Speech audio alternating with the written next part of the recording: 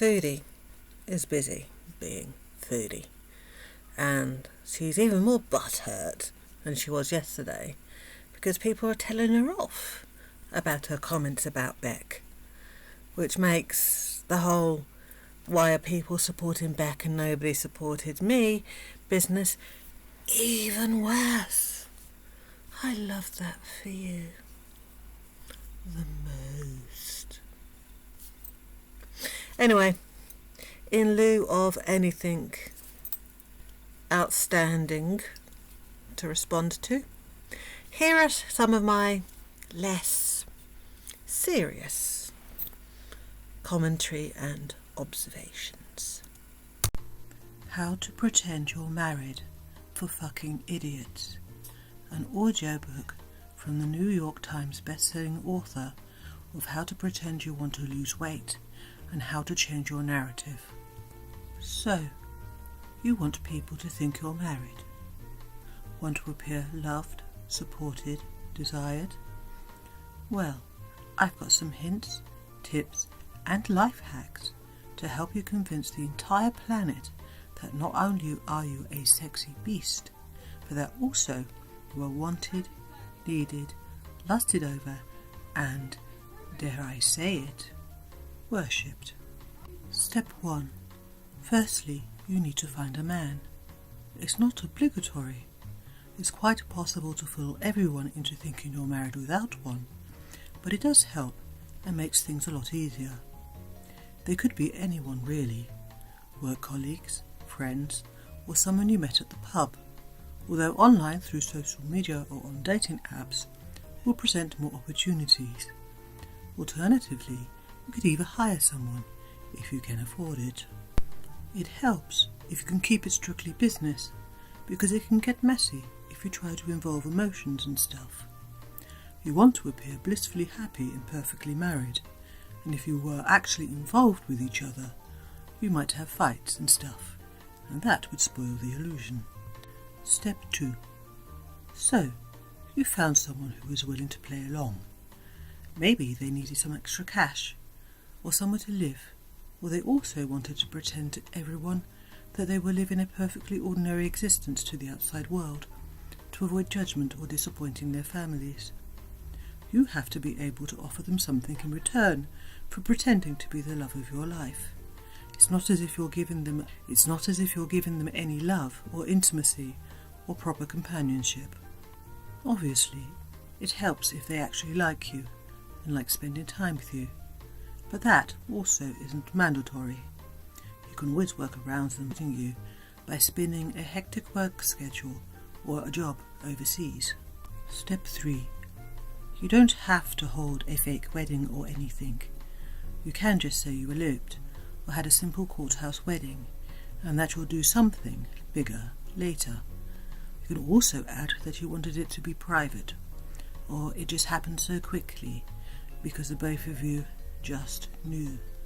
A picture of the pair of you standing outside the register holding an official looking piece of paper will help, and of course you'll have to buy the rings. Step 4. You will have to go outside together on occasion and have some pictures taken of the pair of you doing activities together for social media. Memorize some information about them, such as birthday, parents' name, siblings, anything that can be found out on the internet. You can make up a job if you want, something that suits your narrative. Step 5. Now, if for any reason your fake husband can't, or won't, spend time with you, especially in your home, you must come up with a convincing story to explain their absences. Work is a good excuse, but bear in mind that the career you invented for them has to be the kind of job that would actually require long hours. Step 6.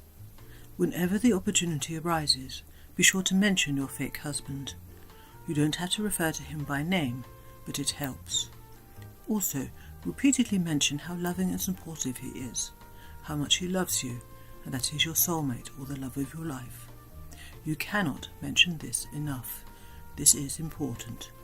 Mention how good of a wife you are to him and how happy he is. It will help if you mention you're happy in love too, but it's more important to make yourself look good. Step 7.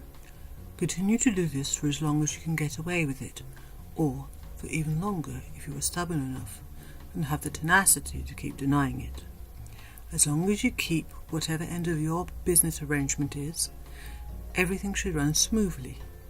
Obviously, it is preferable if your fake husband doesn't seek out legitimate intimate relationships, as you don't want people thinking that you are not enough for your husband, or that people think that he is cheating. Should the arrangement come to an end, you should be able to keep up the pretense for a couple of more months, possibly even years, if you are creative enough. Congratulations! So now you know how to get and maintain a fake marriage. Follow this advice and you will convince friends, family, work colleagues, heck, even the whole damn internet that you are indeed loved, supported and desired. Disclaimer. Results may vary. Enlisting the help of a romance scammer is not advised.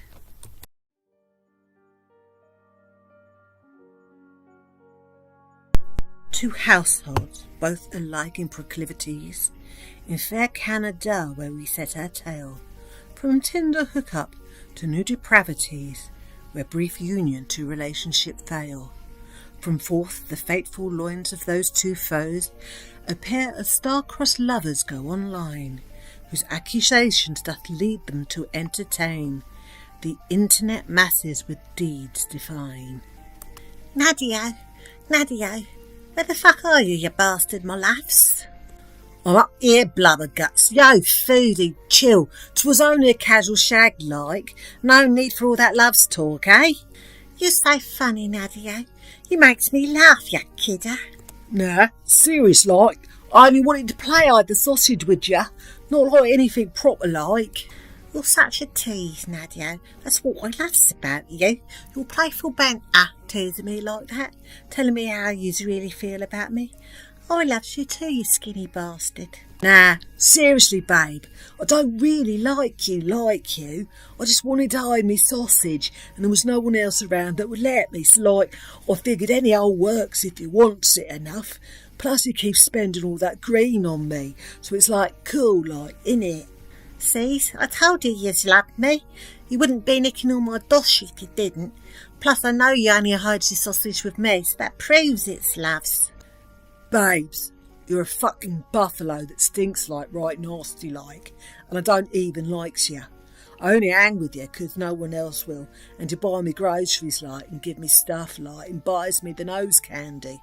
Sometimes I play hide the sausage with you, but only 'cause my wanking sock is in the wash, which you do for me.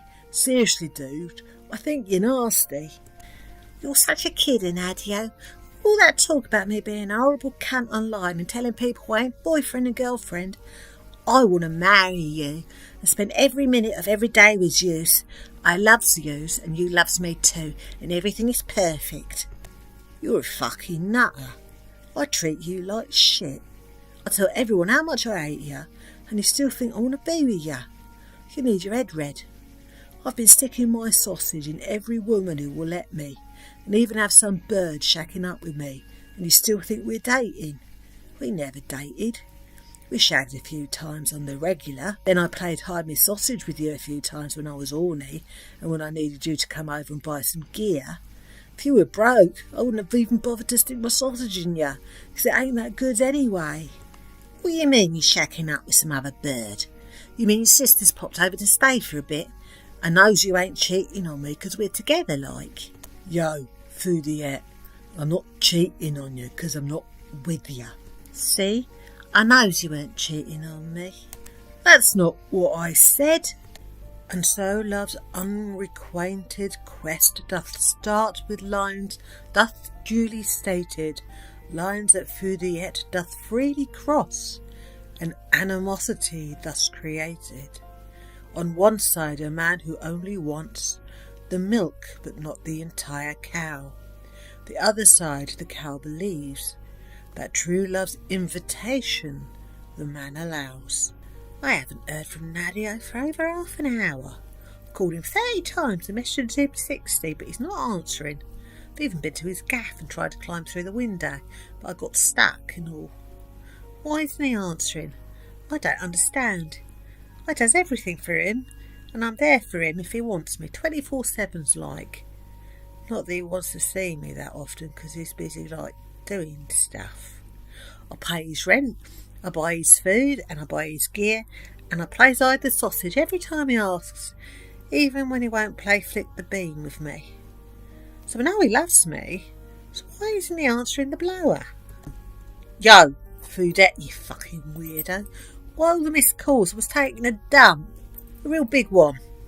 Oh, Nadia, I was so worried.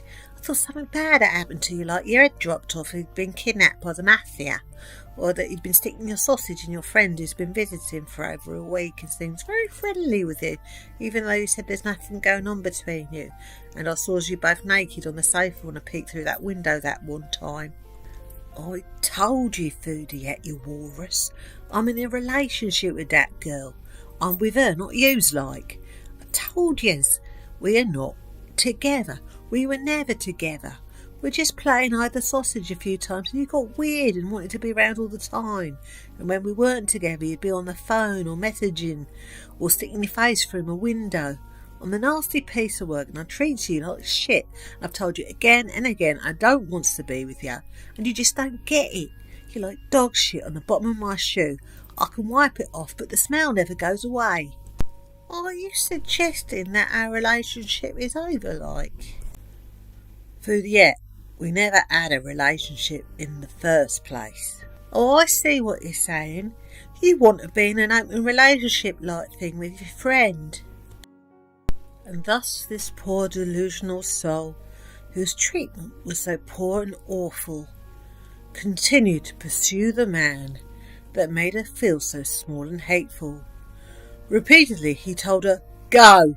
I do not love you. This is true, so buy me things and go away. I have no desire to be with you."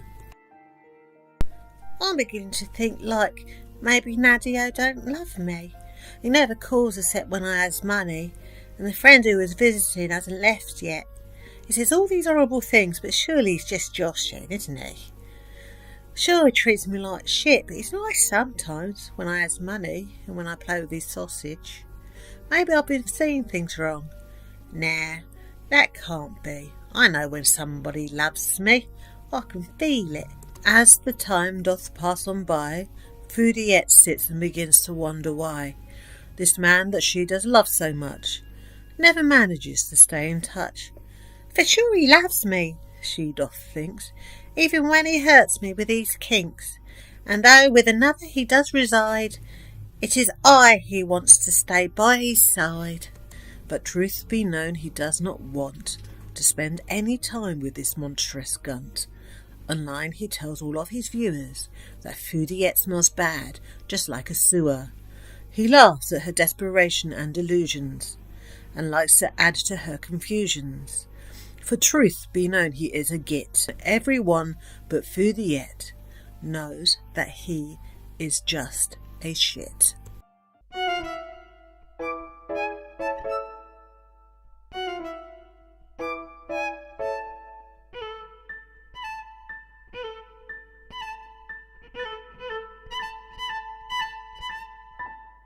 Fatty meat and chocolate sweet, processed food and ready meals, buttercream and chicken skins, processed meals and all ice creams, chips and crisps and takeaways, cracket biscuits, lemonade, or fruit juice and soda drinks, potato items don't exist.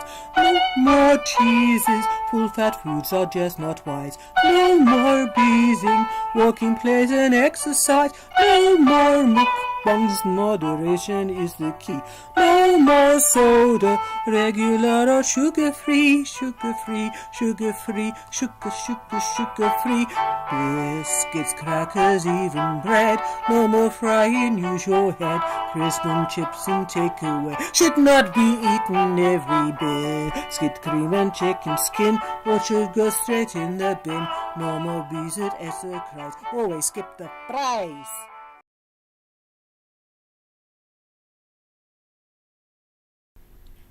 Hello everybody, and welcome to The Art of War, or How to Argue Online for Dummies, presented by the Armchair Theatre.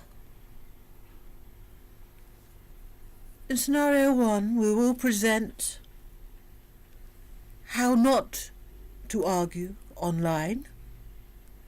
Scenario 2 and scenario 3 will present alternative ways to handle said situation.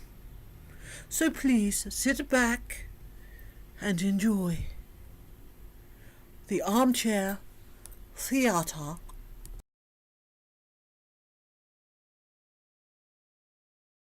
That Cow! I don't like her. She thinks she's clever or something. And what does she think she looks like, eh?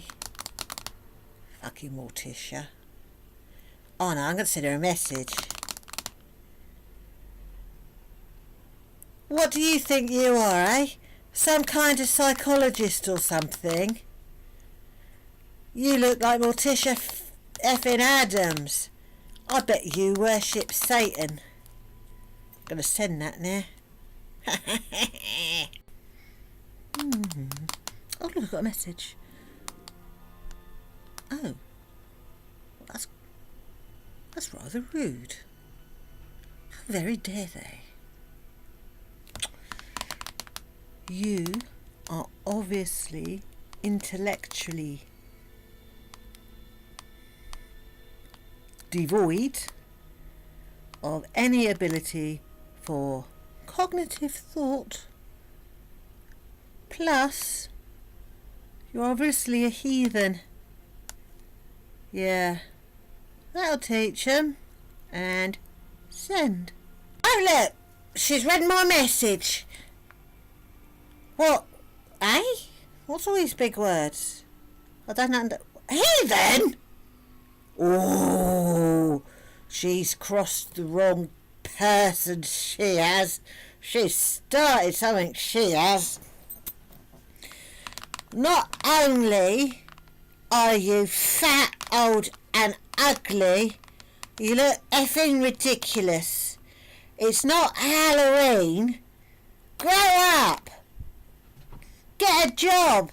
Except no one will employ you looking stupid like that with all that crap on your face. Oh, replies. Wow. That's rude.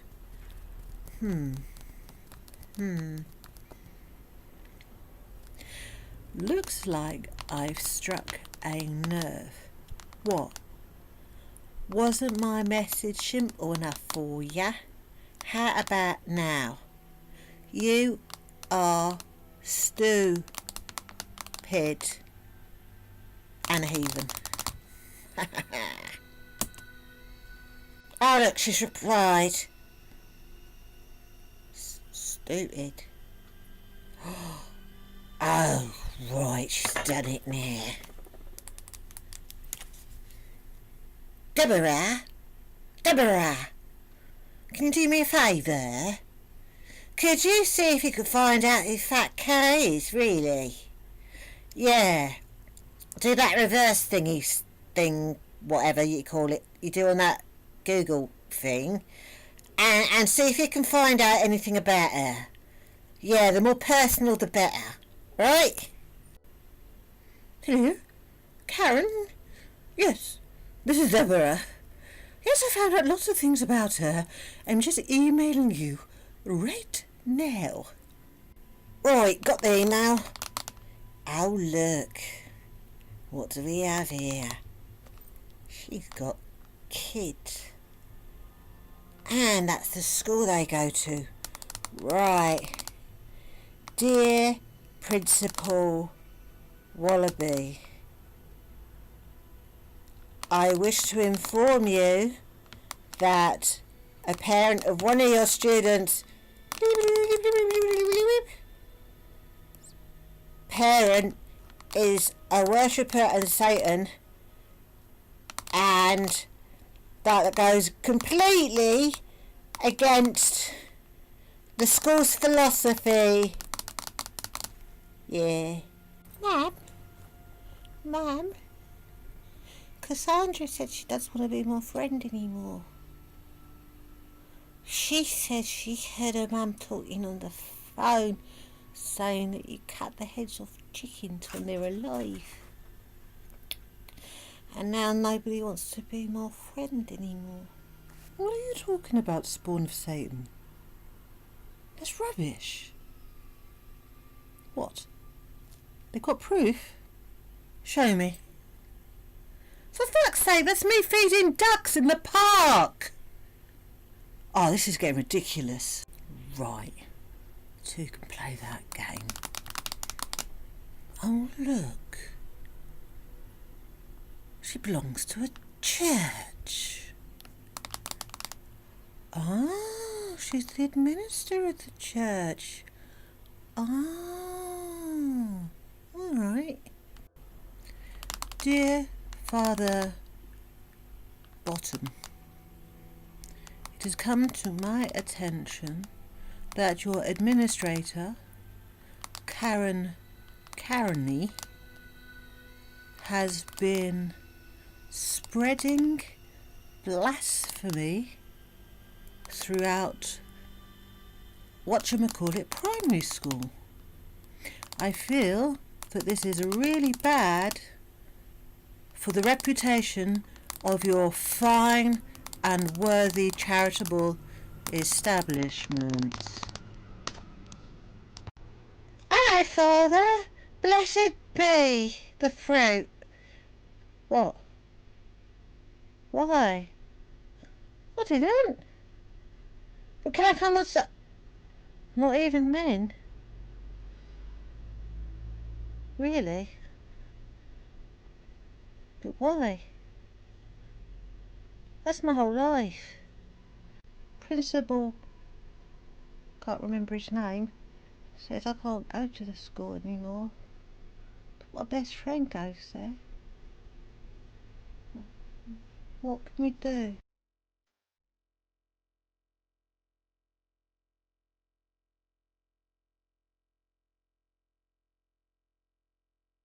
That care! I don't like her. She thinks she's clever or something. What does she think she looks like, eh? Lucky Morticia. Oh no, I'm going to send her a message. Oh look, I got a message. Great. Dear Satan. Oh dear. Somebody obviously doesn't have a life. Alright, well, let's just ignore that one and carry on. Oh look, Phat Cow's read my message. She didn't answer. Oh.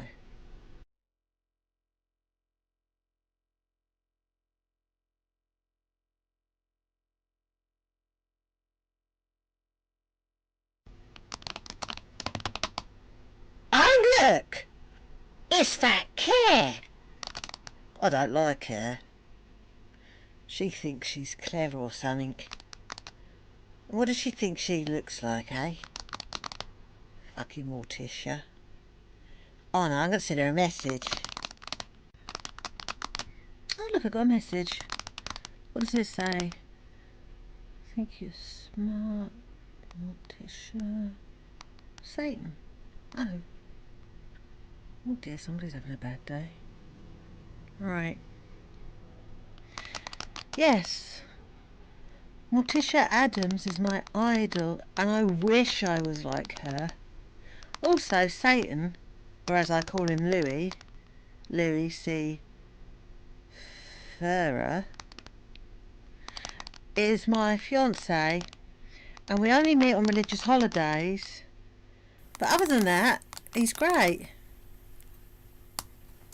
Oh look, Phat Cow's read my message.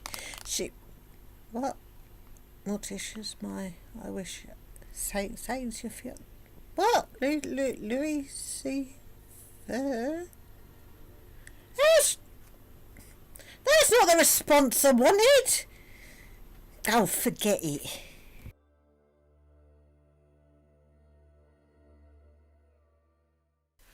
The Maiden and the Minotaur.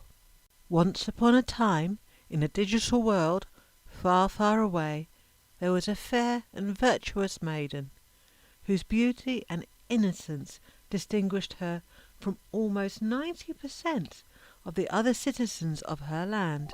She was woefully misunderstood by the villagers, who themselves were a vile and mean-spirited group of people who preferred to occupy themselves with the activities of the fair maiden, some would say obsessively so, than concern themselves with actually having a life.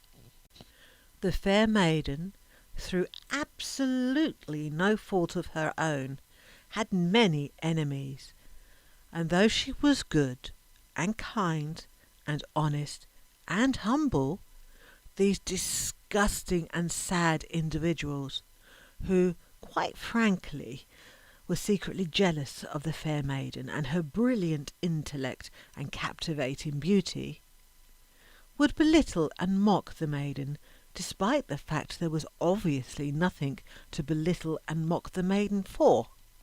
These self-righteous and delusional people belonged to a neighbouring village that festered with bitterness, envy, delusion, and poor hygiene. Many of the inhabitants were decrepit creatures who would have been better suited living in caves. Ogres, goblins, strange gelatinous ghosts, foul-smelling, genitally deformed beasts, and cardigan-wearing, bearded behemoths. It seemed that, for every year that the fair maiden devoted her time and effort volunteering for charities, especially trying to cheer up the homeless, collecting donations for food banks to feed the absolutely starving, especially those who were so hungry they felt sick or who hadn't eaten that day, giving financial help to people affected by drugs, and finding suitable and humane alternatives to rehoming elderly animals, several new monsters would move into the village with the sole aim to demoralise and demonetize the fair maiden for no other reason than prestige among their peers and gold coins. The fair maiden could not fathom why these monsters were so intent on tormenting her so. Was she cursed as a child? Her father had been banished from the kingdom when she was but a child, and the fair maiden herself was locked in a castle as a young maiden with other young maidens, and forbidden to return to her family by the queen, probably because of a witch or a warlock had put a spell on the queen, and definitely not for any reason that the fair maiden may have caused. Even at school the fair maiden had been tormented by lesser monsters, who would make up stories about her and spread falsehoods. It must be a curse. There cannot be any other explanation. Not a one. Not a single other reason to be found. In order to protect herself from these horrendous attacks, the fair maiden had even donned the cap of cosplayington that had been bestowed upon her by her court jester, Salad the Silly, for it was believed to convince those who gazed upon it that the wearer was someone entirely different and new, and to erase the memory of perceived deeds and falsehoods. The cape, it transpired, was no match against the monsters from the village, whose evil eyes still saw an image of the fair maiden that was neither true nor fair, and whose minds continued to whisper lies and twist fairy tales. One day, when the sun was at its zenith and the season was warm and pleasant, a new creature entered the village. It was a creature unlike any other, a minotaur, a bastard creation that was an affront to all who laid eyes on it, being a disgusting amalgamation of human and bovine, a great lumbering beast with curled horns, and branded on its forehead was the mark of he who shall not be named, who darkly loomed all over the others with its enormous humps and venomous tongue. Though elderly, the Minotaur was a wicked monster, who derived great enjoyment from tormenting those who it felt were somehow more fortunate, witty, and beautiful than it. Tired of being targeted by the Minotaur, the fair maiden decided that she had, quite frankly, had enough, and went to confront the foul beast. "Oi, you! Why are you being such a bully? What did I ever do to you?" she cried. Standing upon a grassy knoll, she stood tall, well, tallish, and defiant, her cape billowing in the breeze, and a bottle of ranch dressing inexplicably in one hand. The Minotaur, who was both tall and wide, rose to its full height and looked down on the fair maiden. "I don't bully you, you poor unfortunate dum-dum. I point out things about you that I have observed, only. Not bully, just commentary, and sometimes maybe a little making of the fun, yeah?" "That's so not true. And anyway, who are you to talk about me? Look at you. You look like someone graffitied on an elephant. You can't talk," the fair maiden replied. "What's wrong with you? I bet no one will date you, and you're just jealous 'cause I have a man, and you don't." "What the fuck are you talking about?" the Minotaur replied. "I have no need for a man, for I am well versed in the ancient art of being alone, which is believed to be the secret to a long and drama-free life. In fact, the wise women of the dark and the frankly scary forest say it is better than even the fountain of youth for a happily ever after.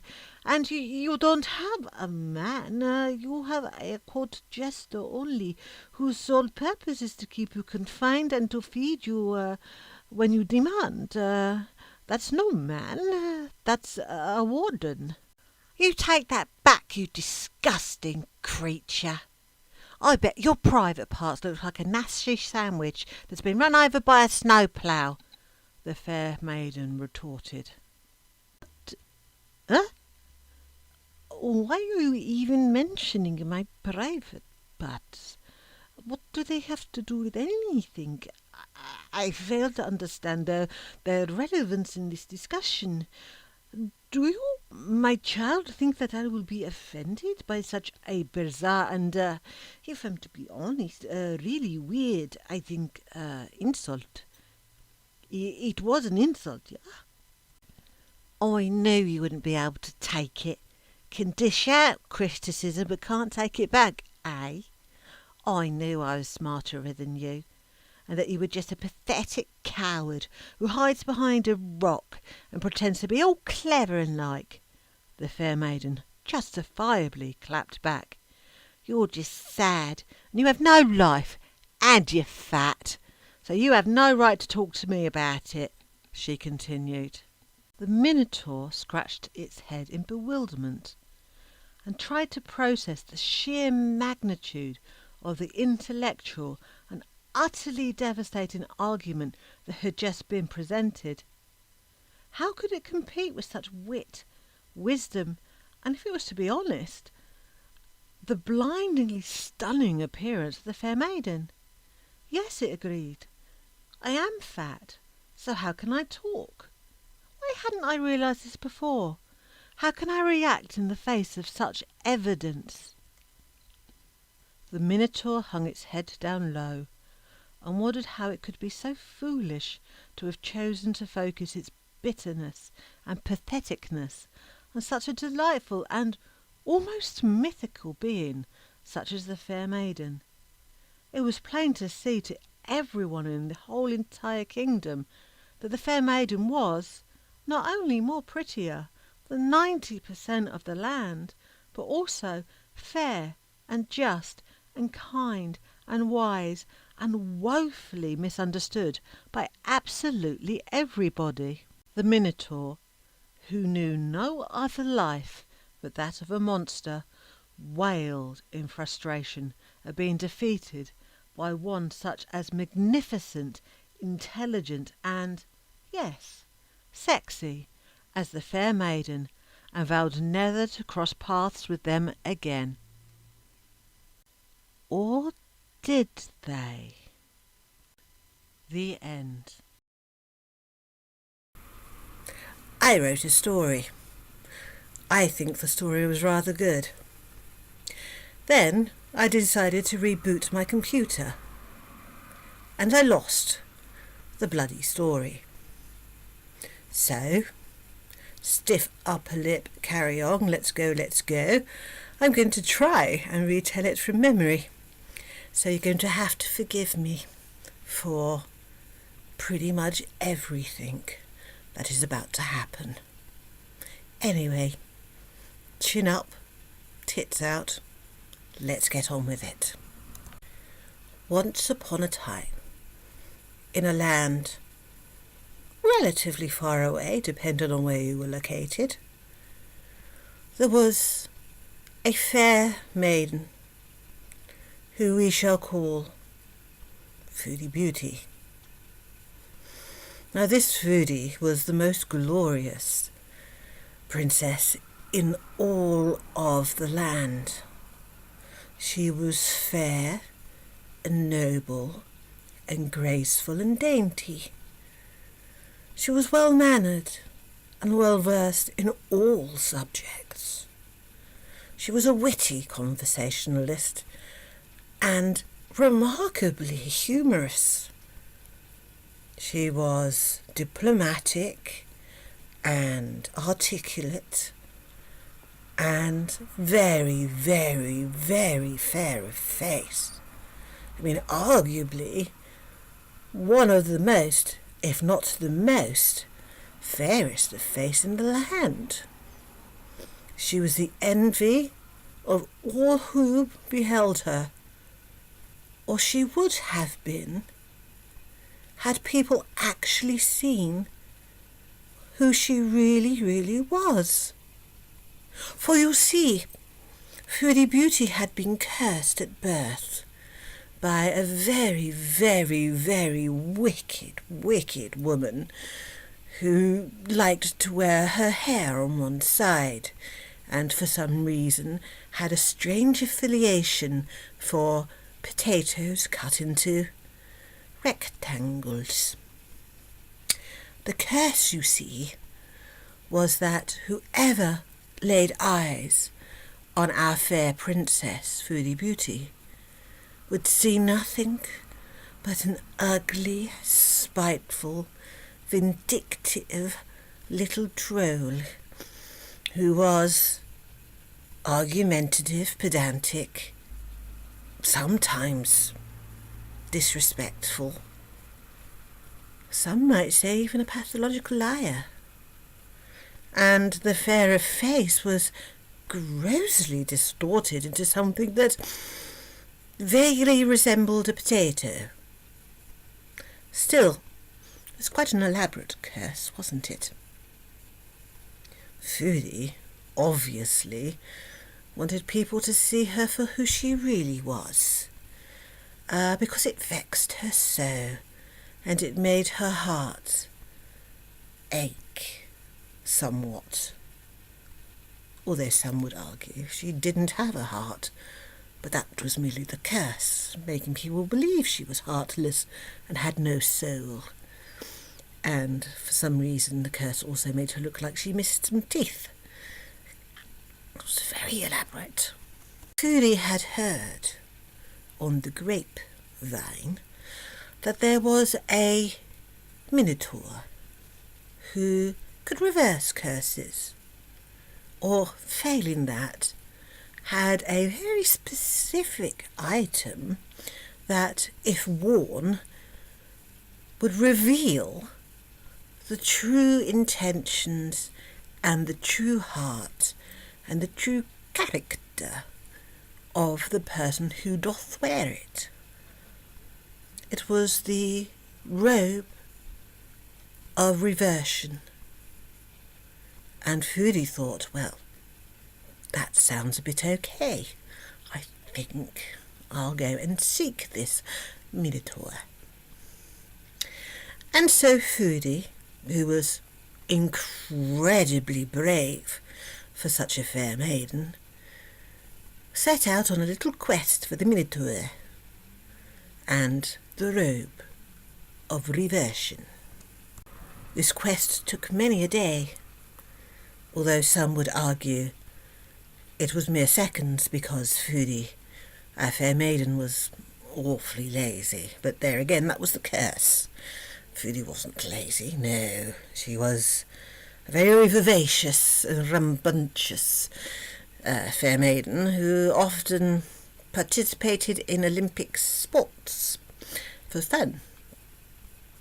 And so, after many a day of travelling up many a high mountain, the mountain of Everest being one of them, she found the Minotaur and asked the Minotaur, in her bestest, most politest way possible, "Oi, fuckface, I hear you can make me look exactly how I am to anybody who lays eyes on me.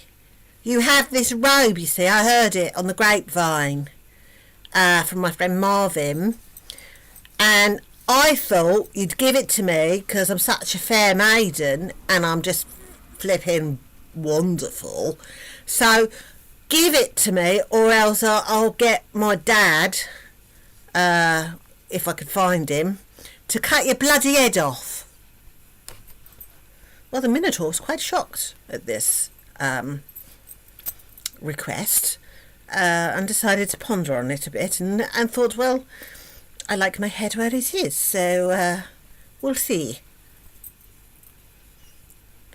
"Oh, princess, you are obviously very fair and wise, and your diplomacy is outstanding, so I'll give you the robe of reversion, free will, and absolutely not because I'm worried about having my effing head cut off. Why am I Welsh? I don't know. I meant to be some Russian Minotaur." Okay. And so the Minotaur, I'm mixing up my accents, and so the Minotaur gave the fair maiden the robe of reversion. Bloody hell.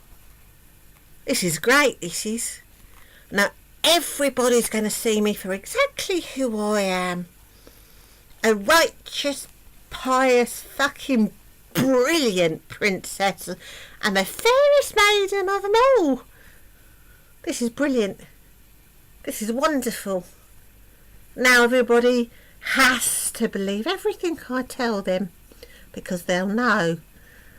Because I am wearing the robe of reversion, and that means anything that I allegedly did ever doesn't matter anymore. And now I'm just fucking perfect. Well, sadly, the robe of reversion... Why is my voice wrong? But sadly, the robe of reversion was merely a hoodie that the Minotaur had picked up from... Okay, I'm stuck with this voice, fair enough. Unfortunately, the robe of reversion was merely a hoodie that the Minotaur had picked up from Primat, and therefore the curse was not lifted, because there was no curse to lift. The fair maiden Princess Foodie Beauty was not fair at all. She was actually a troll who just couldn't see for herself that she was somewhat challenged in the looks department, and that she was indeed a vile creature, and that even the robe of reversion did not eradicate her true self from everybody in the kingdom, with the exception of those who were easily fooled, like the fair knight, the drop of tear, and the iggy peaky, and some minotaur pusher, possibly. Anyway, the hoodie from Primark was at least warm. So that was good, because for some reason the fair princess suddenly found herself in a much colder climate. But don't ask her about it, because it's just rumours.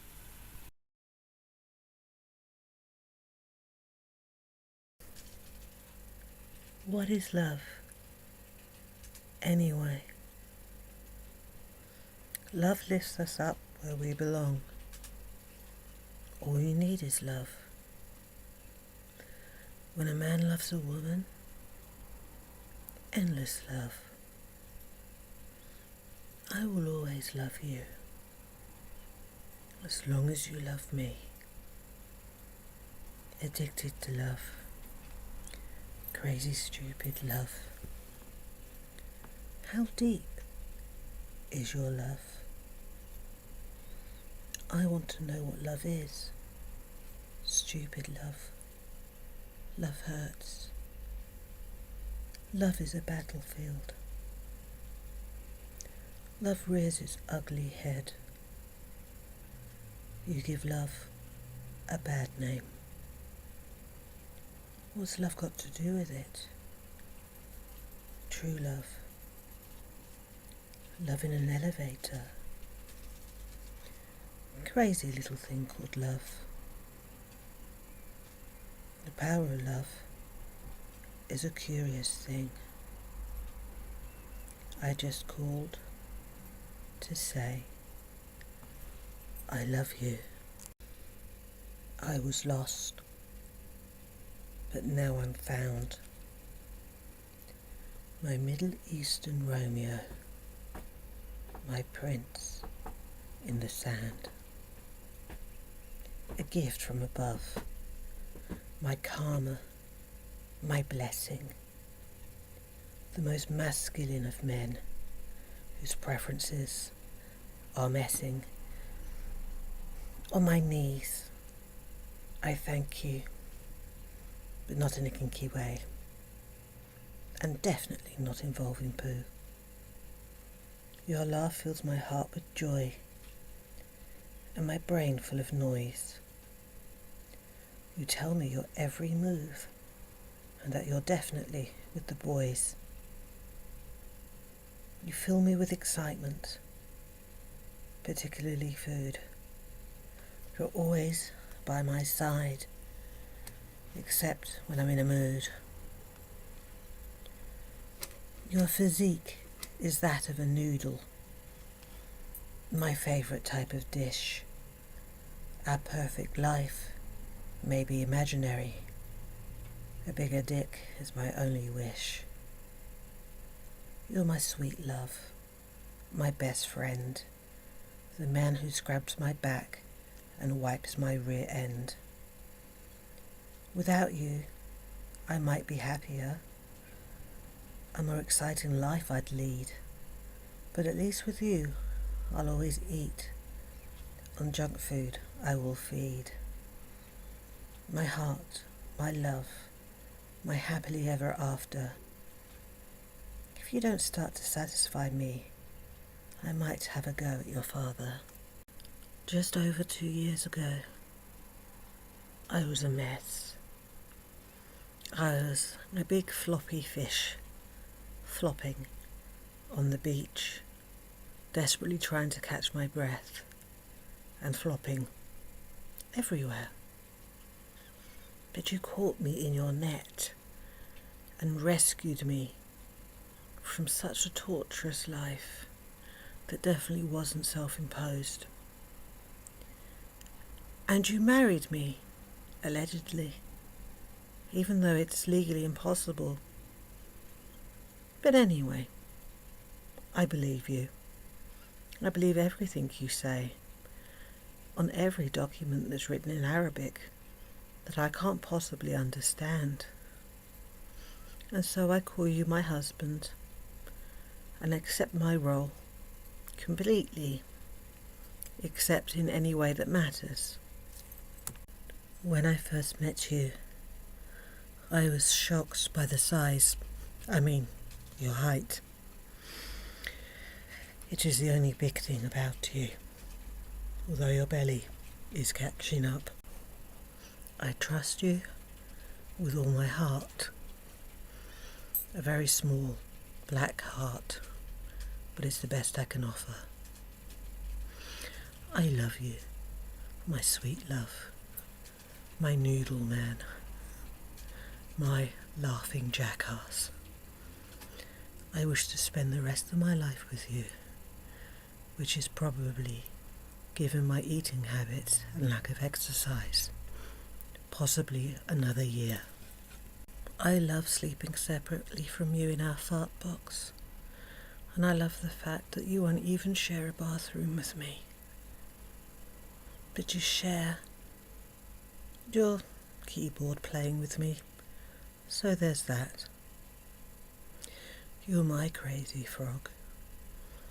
You're my dream boy. Or is that nightmare? You saved me.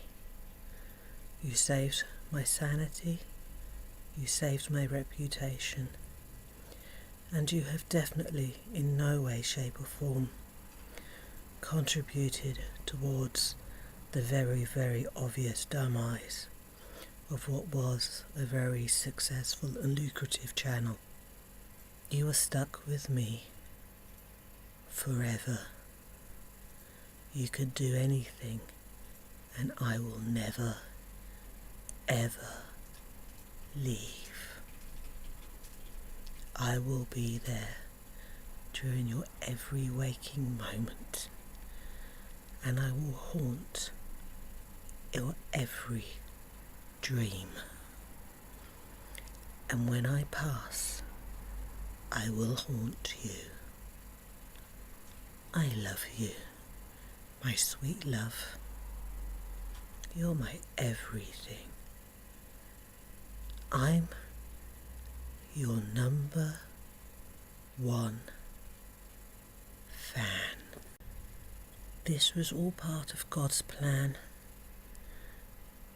We were destined to meet because there are no other two people on the whole entire planet who deserve each other more than you and I. You are the yin to my yang, the Bonnie to my Clyde, the ketchup to my hot dog, the square peg that cannot even reach my round hole, and that you are forever stuck by my side, spoon-feeding me mustard and ranch dressing, and maybe one day, if destiny sees fit to immortalize our relationship in the manner of Romeo and Juliet, people will remember the greatest love story of all time. And once they stop laughing and making videos about it, maybe they will aspire to be as great as us.